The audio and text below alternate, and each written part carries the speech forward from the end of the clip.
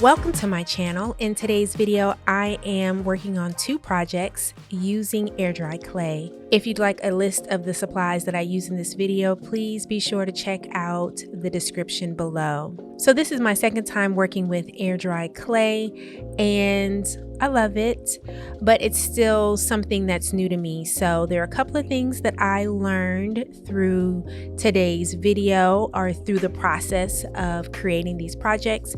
And so I'm going to share those things with you.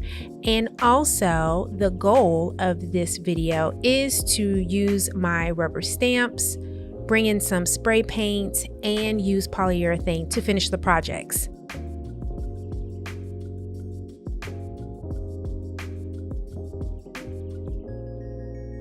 So here is the stamp that I'm going to be using. I think it's a 5x5 or a 6x6. I cannot remember. So what I do is I take the stamp and I put it on top of the clay, and I take my rolling pin and I just gently roll it over the clay to get the best impression. And this is one thing that I learned. If I want a really good impression, that is probably a good idea for me to use a rolling pin with the rubber stamp.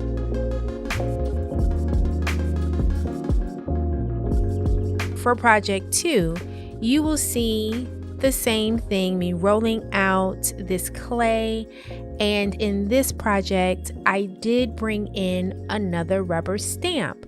But with this project, I only used my fingers, and I feel like the impression on the clay was not the same as with the first project. So I was a little disappointed about that, but I was able to fix it, and I winded up creating a different design on the project, and everything winded up turning out really great in the end, to be honest.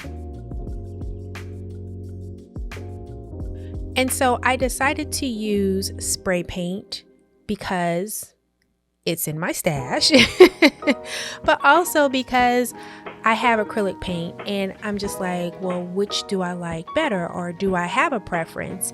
And I won't know unless I try. And that is why I decided to bring in spray paint, because I just wanted to see what I'm working with, like what all can I use. And so it worked. It actually worked better than I expected, so I was really happy about that. So as it pertains to project number 2, although I only showed you me working with one rubber stamp, I actually did it like twice. There was another rubber stamp, and I didn't share that process because at the end of the day, I winded up not liking that either. But I just wanted to share the process that I did with you, just so you know that as long as the air dry clay is damp or it's not dry, you have an opportunity to bring in some water and smooth things out.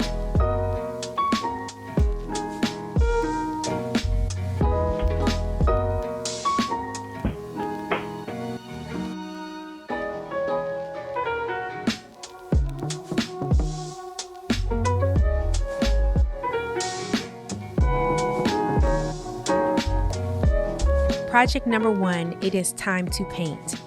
And so I use this color called Bright Yellow from Deco Art, and it is bright. It is so beautiful, and I wanted that to really shine through on this project. So with the gold that I introduced, it was only supposed to be like in the lines of the image.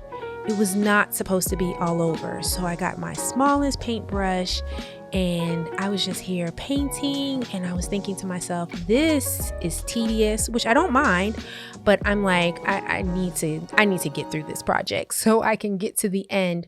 So I winded up going in my stash, pulling this this brush. It's like a fingertip brush. I don't even know what it's called, but I pulled that in and added the gold paint this way by just brushing it on the project, and I actually really like it. I was like, wow, this is so pretty. And so I painted the back side of the project with the same yellow. I did have some gold on there, and I could have used some sandpaper to sand it out, but I didn't. So project number 2, I used khaki and ivory paint. I did this in a well-ventilated area, and so that's why this was not captured on camera, that process. And so again, I'm trying to stay in the lines like I was with the floral project, and it was tedious. And then with this one, it was also like outside the lines, and I'm like, okay, what can I do? Like, I didn't want to do the same technique as the yellow project or the first project, but I did want to make sure that there was gold. And so I just decided to take a paper towel, a damp paper towel, and just spread it out. So if it was outside the lines, I just spread out the gold paint with my damp paper towel, and I actually like how it turned out. So I am in my garage, my very well lit. It is so not well lit, but I'm in my garage and I am using polyurethane. And I wanted to use this because in my previous video, I used triple thick gloss glaze. I think that's what it's called. And so in this video, or these projects, I wanted to use polyurethane because I'm just seeing what really works for me and what really doesn't work and all of those types of things. And so that is why I chose to use polyurethane this time around.